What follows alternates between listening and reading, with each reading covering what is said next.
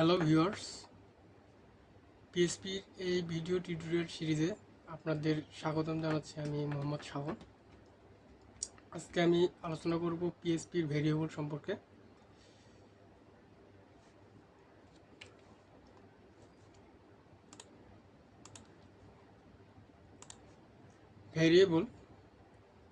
ভেরিয়েবলটা আসলে কি, আমরা একটা থিওরিও দেখব এবং প্র্যাকটিক্যালও দেখব। প্রথমে থিওরি নিয়ে একটু আলোচনা করে নেই। ভেরিয়েবল হচ্ছে এক ধরনের কন্টেইনার এর মতো, যেখানে তথ্য স্টোর করে রাখা হয়। বিষয়টা হচ্ছে এরকম, আমরা একটা যদি পানির পাত্রে একটা বটলের মধ্যে যদি আমরা পানি রাখি, তাহলে এই বটলটা হচ্ছে একটা ভেরিয়েবল এবং পানিটা হচ্ছে কন্টেন্ট। ঠিক সেই রকম এই প্রোগ্রামিং ল্যাঙ্গুয়েজে ভেরিয়েবল হচ্ছে এক ধরনের কন্টেইনার, যেখানে তথ্য স্টোর করে রাখা হয় অ্যাসাইন করার মাধ্যমে।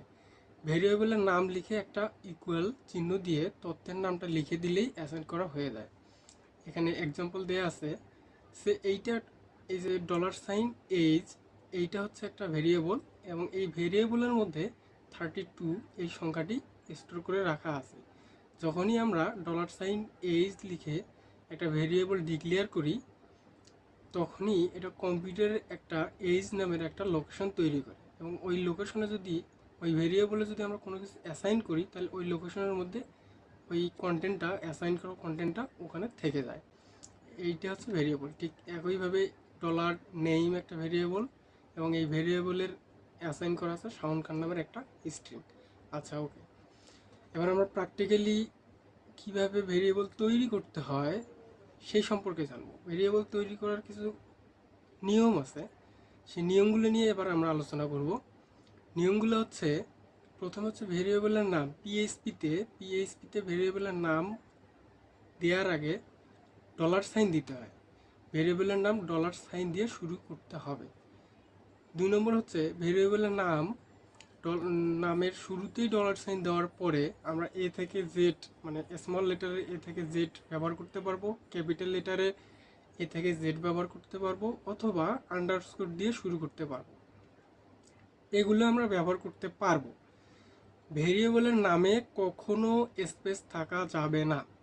এই ভেরিয়েবলের নামে আমরা $সাইন দিয়ে আমরা আন্ডারস্কোর দিতে পারি, বড় হাতের এ থেকে জেড এর যে কোনো লেটার দিতে পারি, ছোট হাতেরও দিতে পারি, কিন্তু আমরা এগুলো দেওয়ার মাঝে আমরা কখনো স্পেস দিতে পারবো না।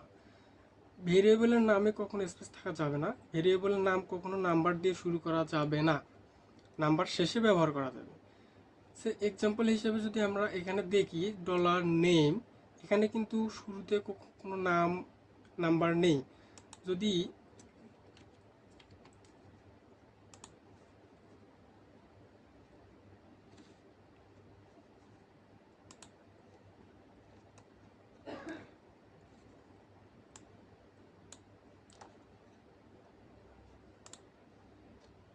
আমি এখানে এখানে যদি আমি 1 দিই, তাহলে কিন্তু এটা ভ্যালিড ভেরিয়েবল হলো না, কারণ পিএসপিতে এভাবে ভেরিয়েবল ডিক্লেয়ার করা যায় না।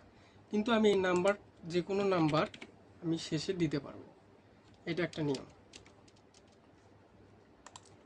ঠিক একইভাবে ভেরিয়েবলের নামে কখনো স্পেশাল ক্যারেক্টার ব্যবহার করাও যাবে না। স্পেশাল ক্যারেক্টারগুলো কি আমি দেখিয়ে দিচ্ছি।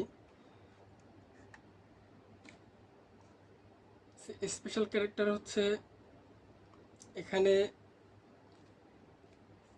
হ্যাশ, তারপরে %, তারপরে $, অ্যাস্ট্রিক, এগুলো হচ্ছে স্পেশাল ক্যারেক্টার, এগুলোকে বলা হয়।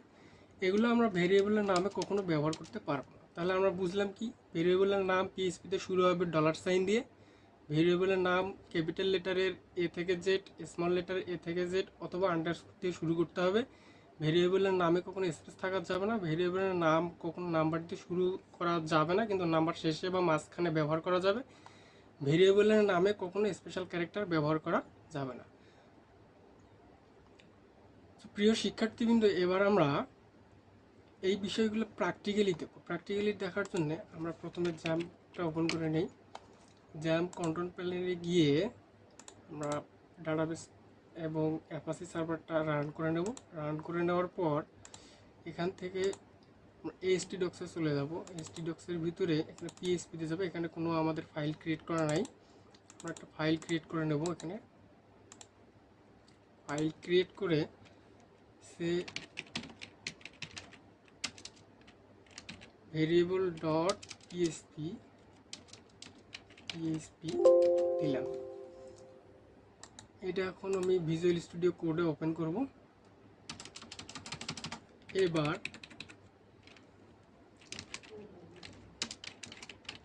পিএসপি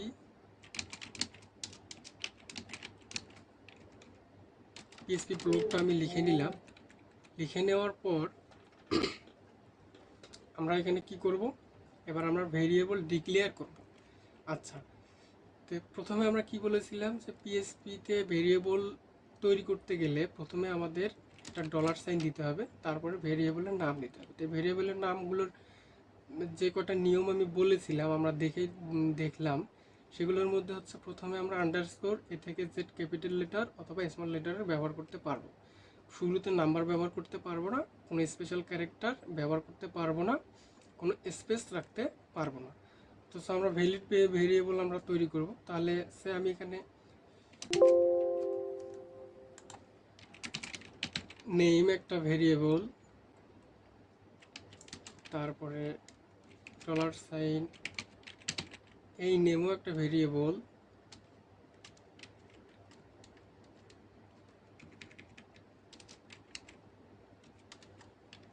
তারপরে আবার $সাইন। আমরা যদি এভাবে দেই নেম 1 একটা ভেরিয়েবল, তারপরে আমরা আরও একভাবে এই নেম 1কে লিখতে পারি নেম 1। এটা হচ্ছে ক্যামেল কেস বলা হয় এই নেমের এই 1টা। আমরা আরও একভাবে এই ভেরিয়েবলটা তৈরি করতে পারি, সেটা হচ্ছে নেম আন্ডারস্কোর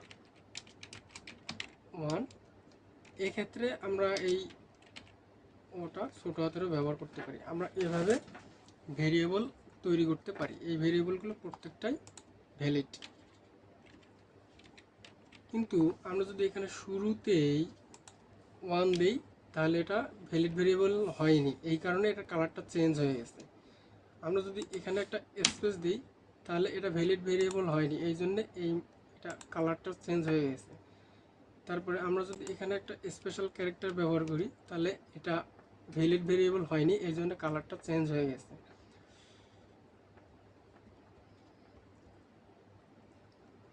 তাহলে ভেরিয়েবলের আমরা কিভাবে তৈরি করতে পারি এবং ডিক্লেয়ার করতে পারি আমরা শিখে নিলাম।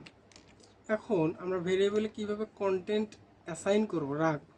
আমি এই নেমের মধ্যে আমি আমার নামটাকে রাখতে চাচ্ছি। সেক্ষেত্রে আমি যদি এখানে একটা ইকুয়াল সাইন দিই, দিয়ে স্ট্রিং লিখি, তাহলে SHA1 শাওন, আমার নামটা লিখলাম শাওন খান। এখন এই শাওন খান এই নামটা কিন্তু এই নেমের মধ্যে আছে, এটা আমরা কিভাবে বুঝতে পারবো? এখন আমরা যদি ইকো এই নেমটাকে প্রিন্ট করি তাহলে আমরা দেখতে পারবো যে এই নেমের মধ্যে যে কন্টেন্টটা আছে সেইটা প্রিন্ট করে দেখাবে। আমি একটি ব্রাউজারে যাচ্ছি, এখানে গিয়ে লোকাল হোস্ট স্ল্যাশ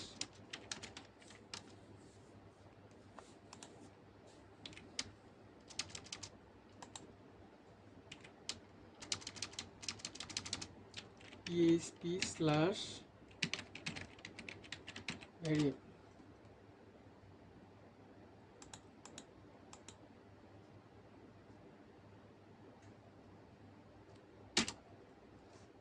আসার পিছনে কারণটা হচ্ছে কি একটু চেক করে নেই।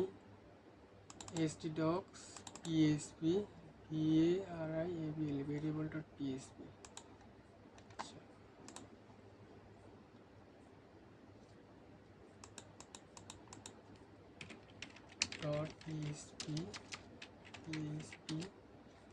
ভিউয়ার্স দেখতে পারতেছেন এখানে আমি শাওন খান ওই নেম ভেরিয়েবলের মধ্যে রেখেছি এবং ওই নেমটাকে আমরা এখানে কি করছি, ইকো করেছি। এখানে দেখাচ্ছে। তো আমরা যদি এবার আরেকটা ভেরিয়েবল নেই, সে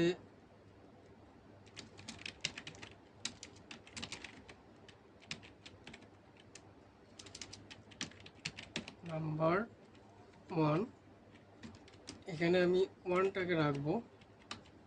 এখন ইকো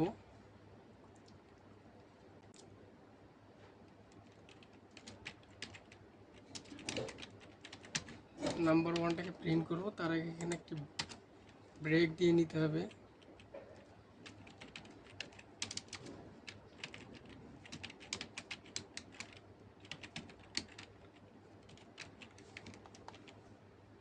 রিলোড যদি দেই তাহলে এখানে নাম্বার 1 কিন্তু দেখাচ্ছে। ভিউয়ার্স, কীভাবে ভেরিয়েবল তৈরি করতে হয়, ভেরিয়েবল তৈরি করার নিয়মগুলো কীভাবে ভেরিয়েবল অ্যাসাইন করতে হয়, সব কিছু আমরা পিএইচপিতে শিখে নিলাম।